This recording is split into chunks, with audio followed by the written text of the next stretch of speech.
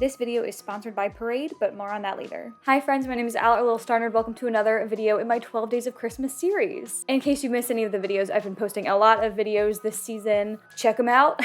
Whether you celebrate Christmas, something else, Hanukkah, whatever it is you're doing this time of year, I hope you're having a wonderful time. I know I am. And I've been really enjoying sharing this time with you and doing these festive videos. I would also like to take a moment to thank my patrons. Your names are on screen. Thank you so much for supporting me. I have been having so much fun with Patreon this year. I'm excited to try even harder and do even more next year. It really has been so much fun and I really appreciate all my patrons. And if you haven't checked out my Patreon, I really encourage you to go do so. We do fun exclusive stuff over there every month, including a podcast, stickers, postcards, art, some behind the scenes type of stuff. And if that is interesting to you, if you want to support me a little further, please go check that out. Anyways, today's video, we're doing a spread in the sketchbook. I'm still really early on in the sketchbook, haven't done a lot in it. So we're gonna fill a spread. I have been really inspired by my great uncle's paintings. He does a lot of like landscape paintings. I have these two like landscape sceneries on my wall. It's usually behind me in intros. Those are by him. We recently went to his house and picked out some winter themed ones to hang on our wall for our Christmas decorations. And I picked out a few that I really liked. These aren't the winter ones, but these are just some of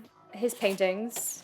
They are so pretty. And his winter ones and just all of his paintings really inspired me. I sell, by the way, great time to plug. I had a few of his paintings that he gave me to sell at my markets. But now that I'm no longer doing markets, I'm gonna be putting them on my Etsy shop. I don't know if they'll be up by the time this video goes out, but look out for those if you're interested. I think they're all gonna be $20. And I really like his paintings, so if you do too, you should check that out. Anyways, I really loved his snow scenes, and it's seasonal, right? I miss snow. I used to live up north where we got snow. Now we don't because I live in Florida, and I really miss snow. So I thought something that would be fun would be to do some kind of sketchy, very like his style inspired snowy landscape scenes. We're gonna do a spread of them. I don't know how many we're gonna do. I haven't got them sketched out yet. I'm referencing them all from Pinterest, but I'm gonna try really hard not to directly copy and just try to be a little creative, a little experimental with my style and my technique. I'm probably gonna be using wash, watercolor, and colored pencils. That's kind of what I'm picturing. I have like a plan in my head. I don't know how it's gonna go, but I'm really excited about it. I think I'm gonna have a lot of fun.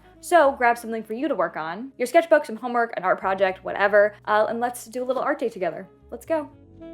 Future Al here. I just want to take a quick minute to talk about today's sponsor, Parade. Also, I did get Invisalign. I'm gonna talk a little weird. This is a very different company to what I would normally talk about here on my art channel, but I really like everything they stand for and what they're providing, so I thought I would put them on your radar too. Especially considering it is gift-giving season. Parade is a company providing underwear, bras, bralettes, and apparel like that. Their goal is to make products that encourage you to express yourself, and they also understand that how we express ourselves differs day to day. They are community-driven, affordable, and sustainable. All of their packaging is made of recyclable plastic. Amazing, I love it. They're super size inclusive, they're gender inclusive, it's amazing. They recently launched a Betsy Johnson collaboration just in time for the holidays. Let me talk to you about my picks. I am currently wearing one of my bras. It's so comfortable. I have this one, which I absolutely love. This is made with Parade's replay fabric. It's made from recycled materials that generally would be wasted in production. Literally, the fabric is so smooth and soft and buttery. Here's another one. She's so cute. If you are a bra wearer, you probably know that you can either have looks or comfort, but you can't have both. And if your chest is a little bit disproportionate to your body, you usually can't have anything at all. So it's easy to say that I personally am thrilled to be wearing Parade bras and underwear. If you're interested in staying cozy and comfy and cute, you want to secure the perfect present for yourself or a loved one, make sure you check out Parade. Everything you need will be linked down below. And you can use my code LITTLESTAR40 for 40% off site-wide, but make sure you go quickly because some of these styles sell out so fast. I've been loving wearing them. I can't recommend them enough, and I really like what they stand for, so go check them out. Thank you so much, Parade, for sponsoring. Now let's get into the art.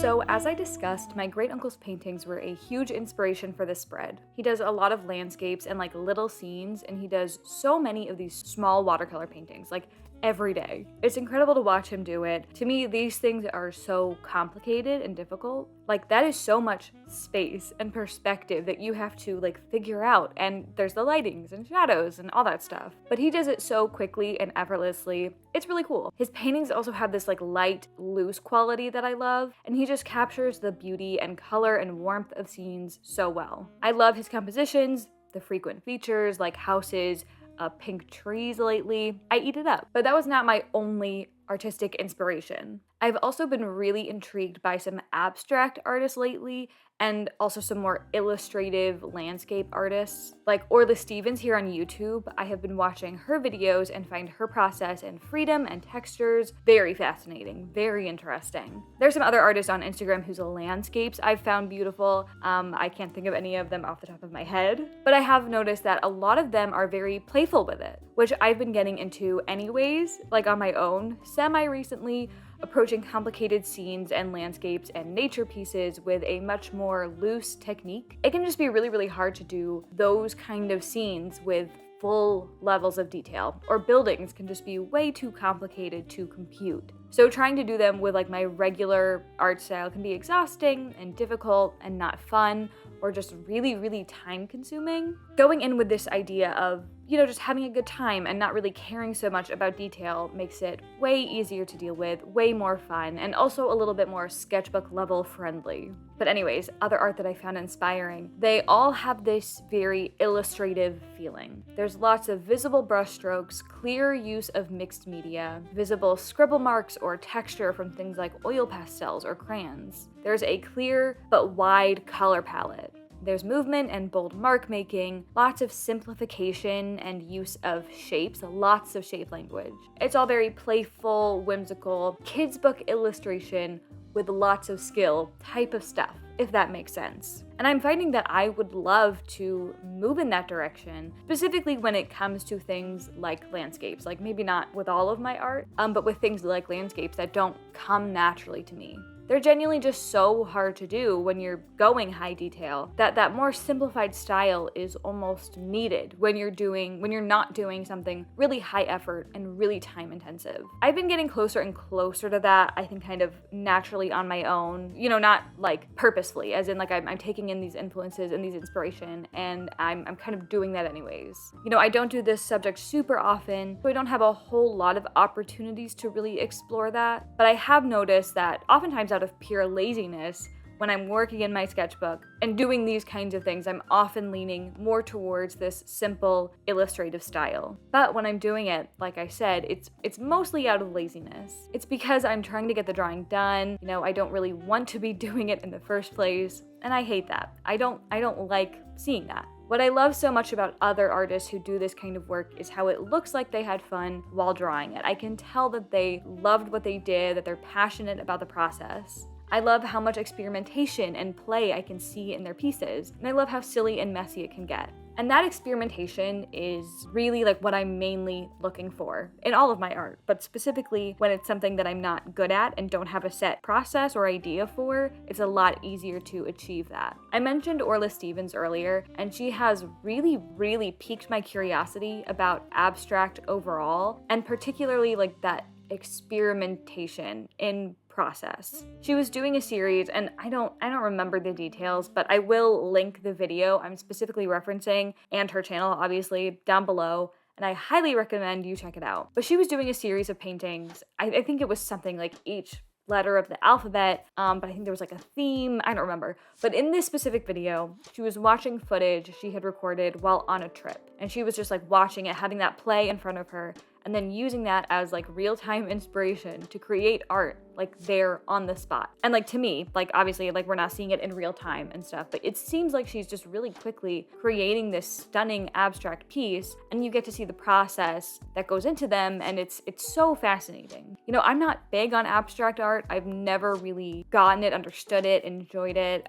If I do ever like a piece, it's probably just because of like the colors, but literally her videos and watching the process has really made me start seeing abstract in a whole new way. Suddenly I am so interested in it. I am really curious about what goes behind it. I haven't watched all of her videos yet, but I intend to, like when I have more free time, go on a deep dive. I would love to get in contact. I'm obsessed with Orla Stevens right now. I would just love to know more about abstract art and what goes into it. I think there's a lot that I could take from that process, and not necessarily become an abstract artist, but I think there's a lot I could learn from that process and take it into my art. And watching her process and that experimentation, with my untrained eye as someone who doesn't do abstract and I don't know what goes into it and what the thought process is, like I don't know how purposeful any of it is. To me, it looks like she's really in the moment and letting her artist intuition guide her, doing what seems fun or interesting based on like that theory. Like I love that.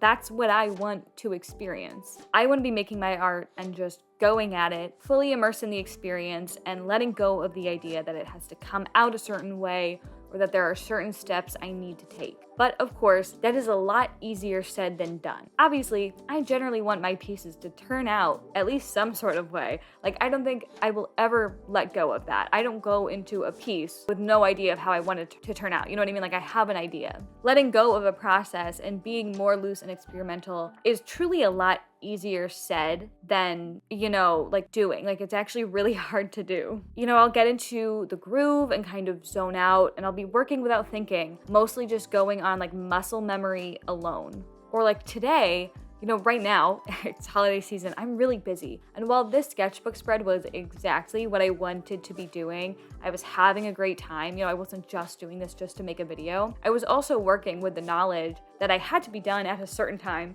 and I had so many other things to do after I finished. And at some point, it's like, okay, we've got to work efficiently here. I've got to make this happen. It's got to be done at some point. So my goal was to go in and be really experimental, have a lot of fun, play with texture, try different techniques, and to not do the exact same thing I always do. I wanted to do an even mix of my 3 mediums, maybe even bring in some other mediums that I hadn't pulled out initially. I didn't want to fall into a rut or pattern when working or just become methodical. Unsurprisingly, it didn't exactly play out like that. Once I had the gouache on my palette, the watercolor seemed pretty much pointless. I definitely used it now and then, but since the gouache can be so easily watered down, there really wasn't much of a point to the watercolors. Also, not to mention I was working on one palette, so like it all kind of started mixing on the palette and I kind of kept pulling from that. And so kind of the idea of using watercolor and then gouache and kind of keeping it as separate mediums kind of fell apart pretty quickly. Since the drawings were each so small, there also wasn't a whole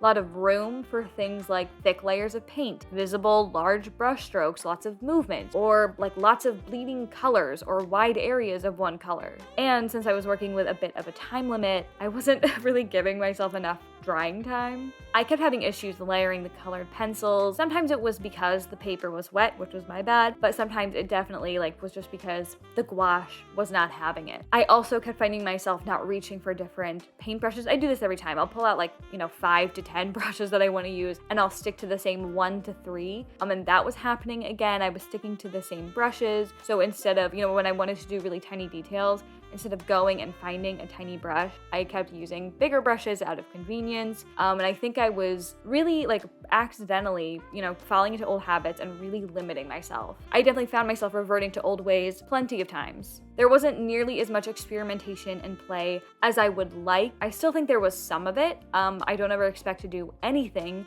at 100%, success. And I certainly don't expect that to happen the first few times that I do something intentionally, right? So not a big deal that it didn't happen today. I didn't expect it to be perfect this time. This is something that I'm going to have to practice like anything else and get used to and keep doing. And every time I do it, it'll be a little bit easier and a little bit easier. And that's fine. It's definitely something that I want to kind of keep moving forward with intention, keep reminding myself that that's something that I want to work on. It's also really easy for me to, I do this all the time, where I'll talk about things that I want to practice, get better at, experiment with, and then I just forget it by the next week. So hopefully this is something that sticks with me. There's a lot of this idea of experimentation, being exposed to Orla Stevens. It's led to a lot of branches of things that I'm interested in and will hopefully make videos out of in the future. So hopefully it's something that I will keep in my head and keep coming back to. Anyways, one of the things that I think was really successful in terms of experimentation were the trees. I've been really loving trees lately in the past maybe few months,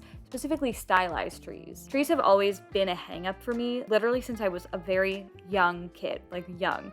I would see other people, artists, other kids, draw, those lollipop trees, and I'd think, okay, that's easy. I like the style. I like the way this looks. Let me try it. And then I would do it and I would hate it. It was never like detailed enough. The style never seemed to read properly when I did it. It's literally always like I have so many memories of specifically trying to draw trees, copying the way other people would draw trees, and just hating it when I did it. So they have always been an artistic hang-up for me. Even before I was like really doing art, I've just never been able to satisfyingly simplify or stylize them. Until semi-recently, I did a few tree doodles with really limited supplies, and I really loved the way they looked, totally accidentally. And since then, I've been really loving a little tree doodle. It's so fun. I've unlocked something in my brain, and suddenly I know how to do them, even without a reference. I love it. So when I was thinking about painting these snowy, wintry landscapes, I was really excited about also getting to do a wintry tree. I love the way snowy pine trees look. The piles of snow on branches. I love seeing them stylized in cartoons and other styles, art styles, other art pieces, but it's something that I've never drawn. So I thought that would be really, really fun to try and represent. It truly just seemed so fun to try and draw. Like the negative space, like the having to keep it white, I don't know. It seemed great. But I realized I wouldn't really have the chance within the landscapes themselves because they'd all be too small. I wouldn't be going into that much detail really. So I was like, let me just draw some trees then. Let me sprinkle some trees in this spread. So I found some Pinterest references of snowy trees, and oh my god, they were so yummy. They were exactly what I was looking for. And I was right. Painting them was so, so fun. And I think I simplified them really well. Like, I'm very happy with them. Maybe I didn't stylize them exactly. I still think that they read as pretty realistic. There's no play with, proportions or limb sizes or anything really ridiculous looking. But I do think I was really able to represent them well with as little detail as possible.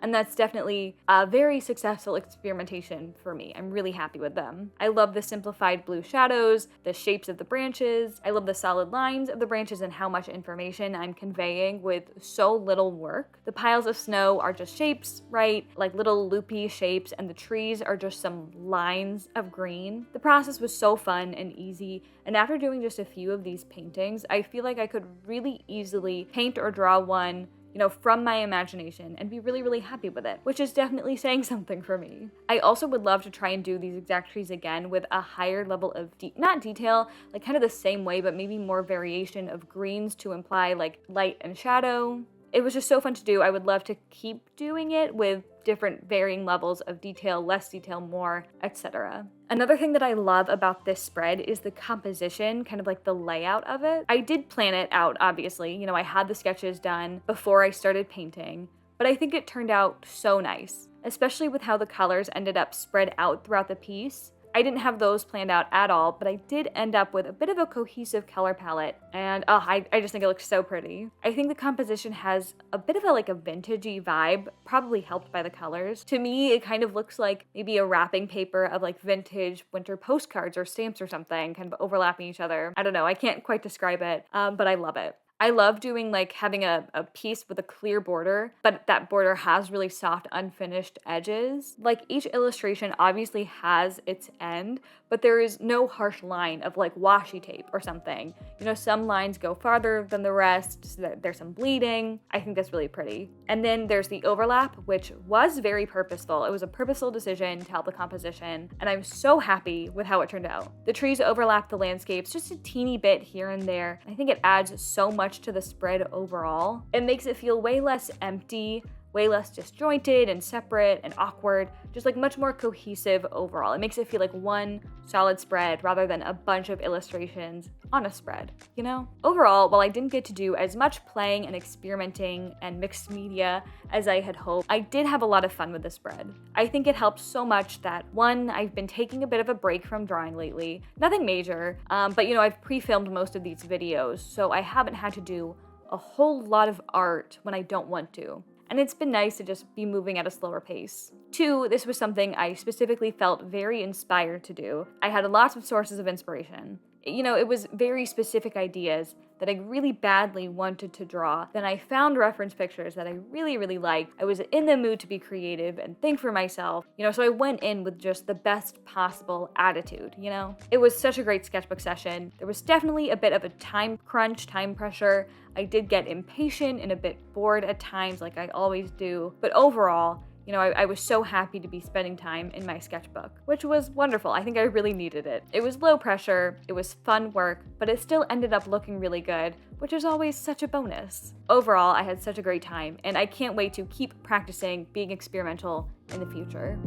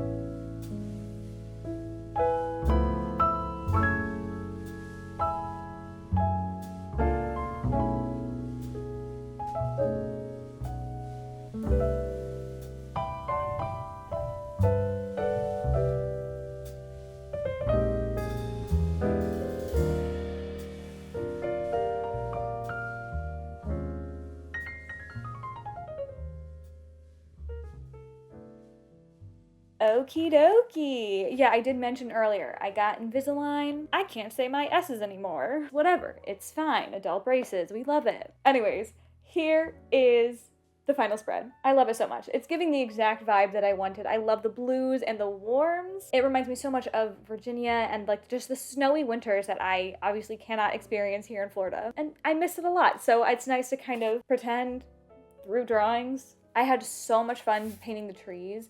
I love the shapes. I like the negative space fun. I don't know if I quite channeled my great uncle with these. I think I went a little bit me.